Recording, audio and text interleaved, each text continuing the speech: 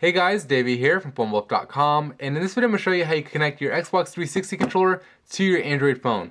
I already did a video on the channel about how Ice Cream Sandwich lets you connect USB devices to your Android phone, and obviously I am running on Ice Cream Sandwich. You can do it with Jelly Bean, of course, as well. I have the Samsung Galaxy S3 here, which I'm going to be demonstrating on. Obviously, this is going to be using that same functionality. I just never demonstrated the actual Xbox 360 controller in that video, so what you're going to need is an OTG cable. OTG stands for on the go. I bought this guy from Amazon for like $7. Anyway, it has a female input for the USB and a male input, which is micro USB, which goes into the phone. Here's the other end of the Xbox 360 controller. I'm just gonna plug it into the OTG cable like that, and then this end I'm gonna plug into the phone.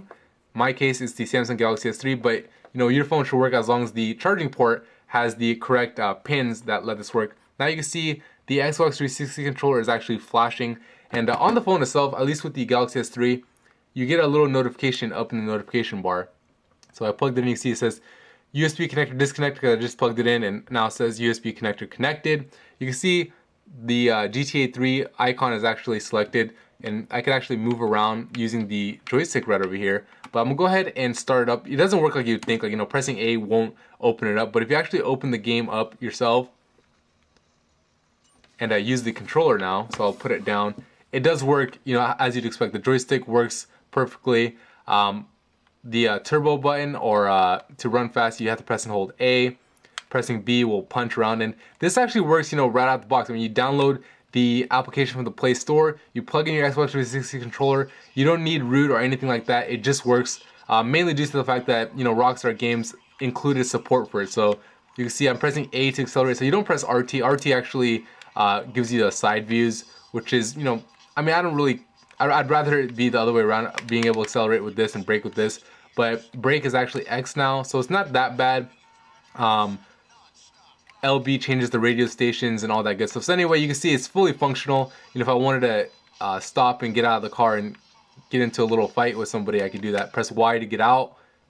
Go over here and start doing whatever you do in GTA. So you can see it works pretty well. Makes the game a lot more enjoyable. It makes me feel like my phone's almost like a little console, being able to do this. I enjoy it much more than having to use the touchscreen. Of course, if you wanted, you can still use the touchscreen as well. So I'll go ahead and hit home to back out of here and show you another game really quick. We'll do Dead Trigger, so I can show you a first-person shooter. And this game is actually free from Google Play, and like I said, it does actually support the Xbox 360 controller right out the box. So, or right out the gate, should I say.